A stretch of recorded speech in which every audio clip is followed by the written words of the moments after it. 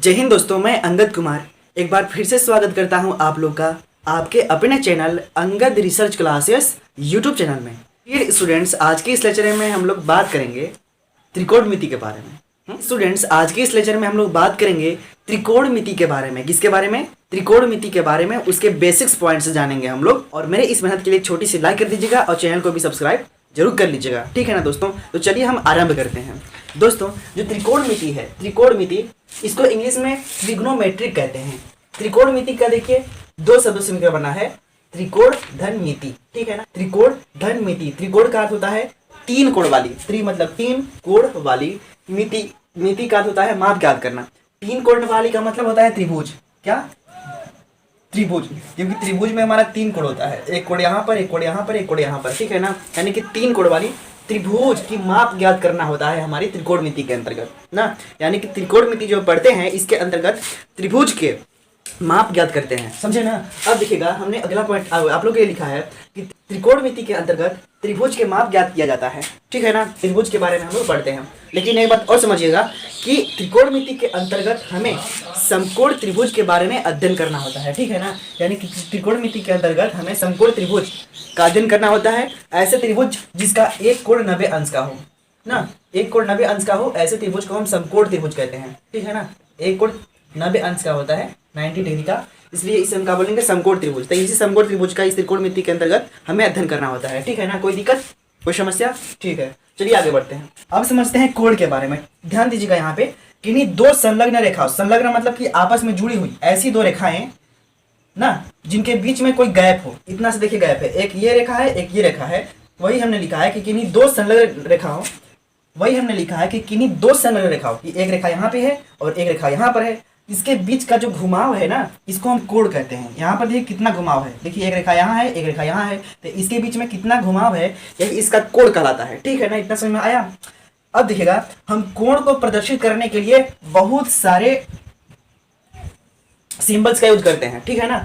और सिंबल्स क्या है? Alpha, beta, gamma, theta, lambda, mu, phi, psi, ये सब का हम यूज करते हैं। किस लिए? कोणों को प्रदर्शित करने के लिए। तो ये बात ध्यान में रखिएगा। लेकिन कोणों को प्रदर्शित करने के लिए ये सब जितने भी सिंबल्स आपको दिख रहे हैं ना, इस सब के द्वारा हम प्रदर्शित करते हैं कोणों को, ठीक है ना। अब देखिएगा, कोणों को मापने की पद्धतियां अलग अलग हैं, ठीक है ना। कोणों को मापने की अलग अलग पद्धतियां हैं। देखिए, मुख्य रूप से तीन पद्धतियां होती हैं। कोणों को मापने की मुख्य रूप से तीन पद्धतियां होती हैं। पहली है षष्टिक पद्धति, दूसरी है वृत्तीय पद्धति और तीसरी है सतिक पद्धति, ठीक है ना। तो देखिए, हम समझते हैं षष्टिक पद्धति के बारे में। इसमें दरअसल ऐसा कहा गया है कि षष्टिक पद्धति में एक समकोण को 90 बराबर भागों में बांटा गया है। मैं क्या बताया? इसमें यह बताने की कोशिश की जा रही है कि एक समकोण को 90 बराबर भागों में बांटा गया है। एक समकोण का मतलब ये, मान लीजिए हमारा समकोण है, एक समकोण है, ठीक है ना, इसका 90 डिग्री होता है। इसको 90 बराबर भागों में इस तरह से बांटा गया है, 90 बराबर भागों में बांटा गया है। तो एक भाग को क्या बोलते हैं? एक अंश बोलते हैं। क्या बोलते हैं? एक अंश। एक भाग को एक अंश। किस पद्धति में? तो षष्टिक पद्धति में, ठीक है ना। यानी कि षष्टिक पद्धति में एक समकोण को 90 बराबर भागों में बांटा गया है और एक भाग को हम एक अंश कहते हैं। अंश को हम ये एक डॉट से दिखाते हैं, ठीक है ना। अब आती है वृत्तीय पद्धति, और वृत्तीय पद्धति के अंतर्गत कोण को हम रेडियन में मापते हैं ना। कोण को हमेशा रेडियन में मापा जाता है, जिसे हम सी से प्रदर्शित करते हैं, छोटा सा। अब ध्यान दीजिएगा, रेडियन से तो मापते हैं वृत्तीय पद्धति में कोण को, लेकिन एक रेडियन की कुछ परिभाषा होती है। परिभाषा देखते हैं आखिर होता क्या है। देखिए, किसी भी वृत्त की त्रिज्या के बराबर, देखिए कोई वृत्त है यहाँ पर और इसका त्रिज्या क्या है? ये वाला, यहाँ से यहाँ तक की जो लंबाई होती है इसकी त्रिज्या होती है, ठीक है ना। तो वही बताने की कोशिश की जा रही है कि किसी भी वृत्त की त्रिज्या के बराबर, यानी इसके बराबर वृत्त के परिधि पर डाला गया चाप। वृत्त की परिधि ये वाला है, क्या है? परिधि ये वाला है। और डाला गया चाप का मतलब जितना लंबाई यहाँ पर है और उतना ही लंबाई यहाँ पर भी है, ऐसे ना। देखिए, इतना लंबाई हमारी त्रिज्या है और इतना ही त्रिज्या के बराबर एक लंबाई ऐसे दी है हम वृत्त के परिधि पर, ऐसे, ठीक है ना। और इसके द्वारा वृत्त के केंद्र पर डाला गया जो ये कोण होता है ना, यहाँ पर जो बन रहा है कोण, इसको हम एक रेडियन बोलते हैं, समझे। फिर से देखिएगा, एक रेडियन के अंतर्गत कि किसी भी वृत्त की त्रिज्या के बराबर, अगर हमारे ये वृत्त है तो इसकी त्रिज्या के बराबर, इस वृत्त की त्रिज्या के बराबर वृत्त की परिधि पर डाला गया जो, खींचा गया जो चाप होता है या डाला गया जो चाप होता है, वृत्त के केंद्र पर कितना कोण अंतरित कर रहा है, उसको हम एक रेडियन कहते हैं, ठीक है ना। क्या बोलते हैं? एक रेडियन। यहाँ पर जो कोण बन रहा है, इसके देखिए ये चाप है हमारी, सॉरी ये हमारी त्रिज्या है, और त्रिज्या के बराबर हमने इस पर चाप लिया और यहाँ से जो केंद्र पर कोण अंतरित हो रही है, इसको हम क्या बोलते हैं, एक रेडियन, ठीक है ना, एक रेडियन बोलते हैं।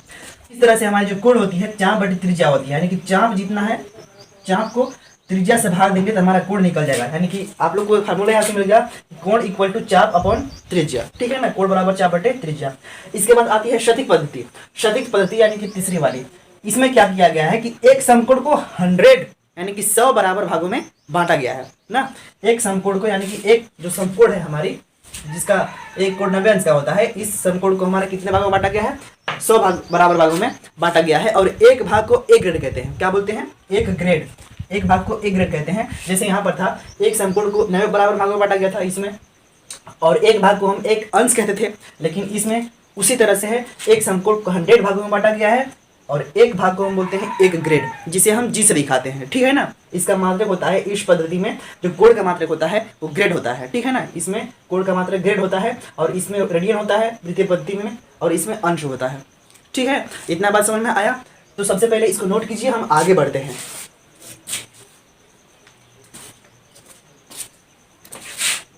दोस्तों अब ध्यान दीजिएगा, समझते हैं कोण के प्रकार के बारे में, ठीक है ना। मुख्य रूप से कोण हमारे 6 प्रकार के होते हैं, न्यून कोण, सम कोण, अधिक कोण, ऋजु कोण, बृहद कोण और संपूर्ण कोण, ठीक है ना। तो न्यून कोण ऐसे कोण होते हैं जो 90 अंश से कम होते हैं, यानी 90 अंश से कम जिसके कोण होते हैं वो हमारे न्यून कोण कहलाते हैं, ठीक है ना। देखिए जो थीटा है, हम थीटा को हम कोण माने हैं, यानी कोण को हम अगर थीटा से प्रदर्शित करें तो इस सिचुएशन में 90 अंश से जो कम कोण है इसको हम क्या बोलेंगे, न्यून कोण बोलेंगे। यहाँ पर हमने दिखाया है कि जो थीटा है इसको हमने कोण माना है, तो 0 से बड़ा है लेकिन 90 से छोटा है ना, तो 90 से छोटा और 0 से बड़ा जो कोण है इसको हम न्यून कोण कहेंगे। इसके बाद समकोण, देखिए समकोण 90 अंश के जो कोण होता है उसको समकोण कहते हैं, क्या, 90 अंश का जो कोण होता है इसको हम समकोण कहते हैं।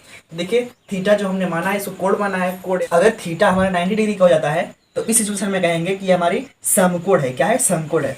इसके बाद आती है अधिक कोण, तो ऐसी कोण जो कि 90 अंश से अधिक हो, 90 अंश से अधिक कोण को हम क्या बोलेंगे, अधिक कोण कहेंगे, ठीक है ना। यहाँ पर हमने दिखाया है कि 90 अंश से जो हमने कोण माना है 90 अंश से बड़ा है लेकिन 180 अंश से छोटा है, ठीक है ना। तो 180 अंश से छोटा और 90 अंश से जो बड़ा कोण होता है उसको हम अधिक कोण कहेंगे, ठीक है। इसके बाद आते हैं ऋजु कोण। तो ऋजु कोण ऐसे कोण होते हैं जो 180 अंश का होता है, 180 अंश का जो कोण होता है इसको हम ऋजु कोण कहते हैं, ठीक है ना। थीटा इक्वल टू 180 डिग्री, इसको ऋजु कोण हम कहेंगे। इसके बाद आती है बृहद कोण। बृहद कोण यानी 180 अंश से भी बड़ा, 180 अंश से जो बड़ा कोण होता है ये पूरा, इसको हम क्या बोलेंगे, बृहद कोण, बृहद कोण बोलेंगे, ठीक है ना। यहाँ पर हमने दिखाया है कि 180 अंश से बड़ा है, 180 अंश से तो बड़ा है, और 360 से छोटा है। 360 यानी कि पूरा एक बार घूम जाएगा तो 360 हो जाएगा ना, यानी कि 180 अंश से बड़ा है लेकिन 360 अंश से कम है, इसलिए हम इसको कहेंगे बृहद कोण। और संपूर्ण कोण, संपूर्ण कोण वो कोण होता है जहाँ से चले थे घूमते घूमते घूमते घूमते वहीं पर हम आकर के रुक गए, यानी पूरा जो कोण हुआ हमारा ना, ये वाला ऐसे घूम करके ये हमारा कौन सी कोण हुआ, संपूर्ण कोण, जिसको हम ये 360 डिग्री का होता है, ठीक है ना। इस तरह से हमें कोण के प्रकार के बारे में जान गए। इसके बाद हम समझते हैं त्रिभुज। त्रिभुज आखिर होता क्या है, तो देखिए 3 भुजाओं से घिरी हुई आकृति को हम त्रिभुज कहते हैं। 3 भुजाओं, देखिए ये त्रिभुज है, एक भुजा ये, एक भुजा ये, एक भुजा ये, तो 3 भुजाओं से घिरा हुआ जो आकृति होता है उसे हम क्या बोलेंगे, त्रिभुज बोलेंगे, ठीक है ना। तब त्रिभुज के प्रकार के बारे में हम बात कर लेते हैं, भुजाओं के आधार पर और कोण के आधार पर।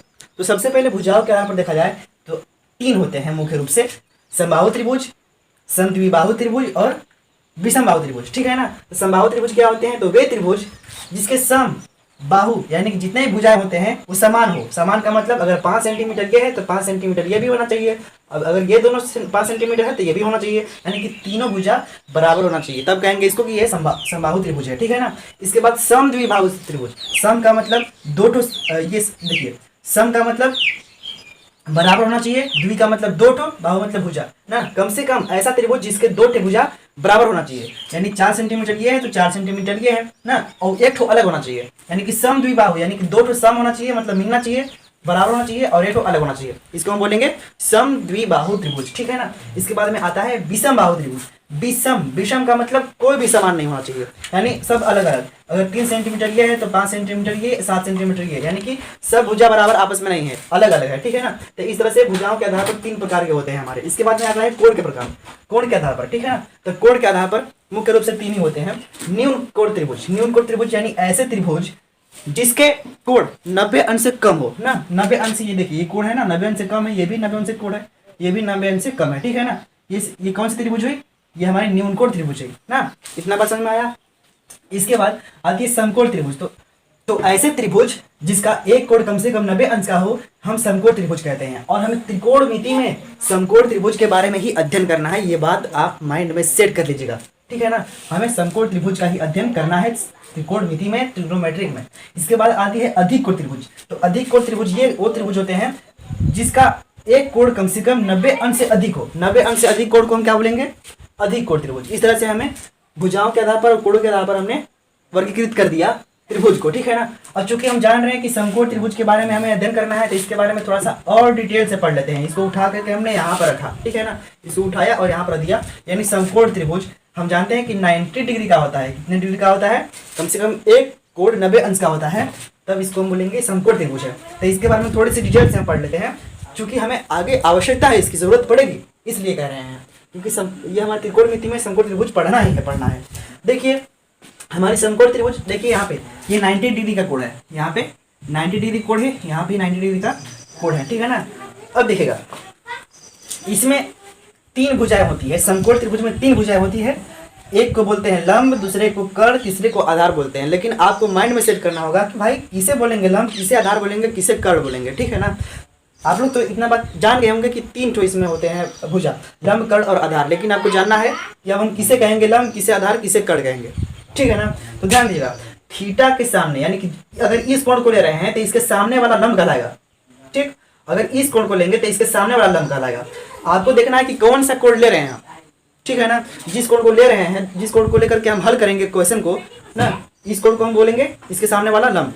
90 अंश का जो कोण है इसके सामने वाला कर्ण कहलाता है। 90 अंश का कोण ये वाला है ना जी, इसके सामने वाला ये कोण हो गया, ये कर्ण हो गया। 90 अंश का जो ये कोण है इसके सामने वाला कर्ण हो गया, जो थीटा के सामने है वो लंब हो गया, और जो बच गया है वो आधार कहलाएगा। जो बच गया हमारा आधार कहलाएगा। देखिए अगर देखिए इसको हम लेकर चल रहे हैं तो इसके सामने वाला लंब हो गया। अगर हम इसको लेकर चलें तो देखिए इसको लेकर चल रहे हैं इसमें ना, इस फिगर में इसको लेकर चलेंगे तो इसके सामने वाला लंब हो गया, ठीक। और 90 डिग्री के सामने वाला कर्ण हमेशा रहेगा, ऑलवेज, ये बदलेगा नहीं। 90 अंश का जो कोण है इसके सामने वाला हमेशा कर्ण ही कहलाएगा, और जो बच गया हमारा ये आधार कहलाएगा।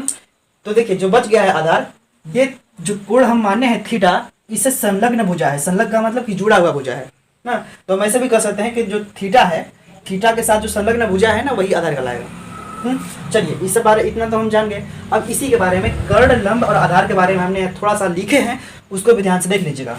जो कर्ण होता है 90 डिग्री के सामने वाली भुजा होती है। 90 डिग्री जब कोण है ये वाला ना, इसके सामने वाला हमारा कर्ण कहलाता है। ये चीज हमने यहाँ पे लिखा है। इसके बाद लिखा है लंब क्या होता है, तो थीटा के सामने वाली भुजा, थीटा के सामने वाली, थीटा अगर इसको मानते हैं इस कोण को, तो इसके सामने वाली भुजा लंब, अगर इसको मानते हैं तो इसके सामने वाला लंब।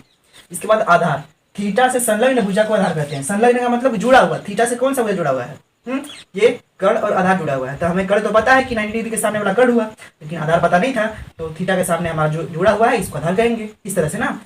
तो इस तरह से हमने नोट पॉइंट में लिखा है कि समकोण त्रिभुज में 3 भुजा होती है, लंब, कर्ण और आधार, ठीक है ना। मुझे लगता है कि आप लोग समझ में आ गई होगी, ठीक है ना। इसको नोट कीजिए। एक छोटी सी पॉइंट बची हुई है, उसको भी बताते हैं आपको जल्दी से 2 मिनट के अंदर।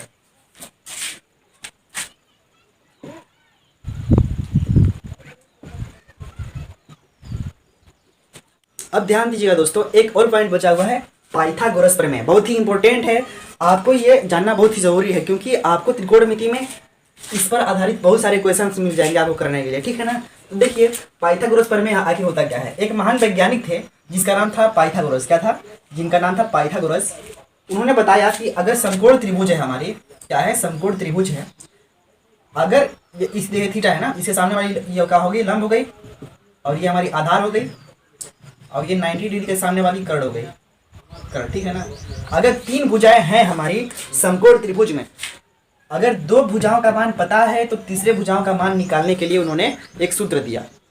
अगर 2 भुजा पता है, अगर इसका इनका मान पता है तो इसका मान निकालना है, अगर इन दोनों का मान पता है तो इसका मान निकालना हो, अगर इन दोनों को पता है तो इसका मान निकालना हो ना। यानी कि 3 भुजा में से कम 2 भुजा अगर ज्ञात हो, पता हो, तो तीसरे भुजाओं का मान ज्ञात करने के लिए उन्होंने, पाइथागोरस ने एक प्रमेय दिया, एक सूत्र दिया, जिसे पाइथागोरस प्रमेय के नाम से हम जानते हैं, ठीक है ना।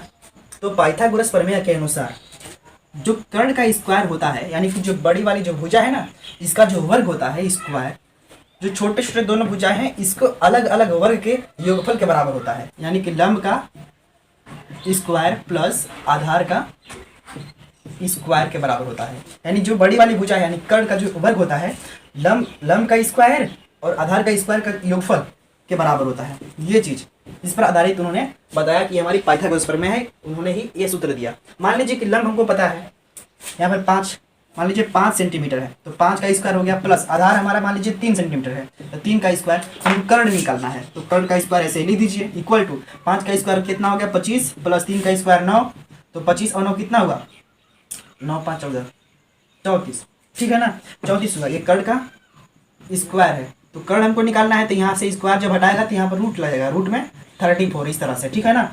ये हमारी कर्ण निकल गई, इसलिए हमारी पाइथागोरस प्रमेय यही थी।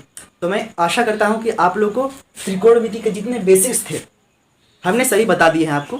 मैं उम्मीद करता हूँ कि आप लोग समझ में भी आई होगी। मेरे इस मेहनत के लिए छोटी सी लाइक कर दीजिएगा और प्लीज़ मेरे चैनल को सब्सक्राइब कर लीजिएगा, ठीक है ना। तो मिलते हैं अगले लेक्चर में, तब तक के लिए धन्यवाद।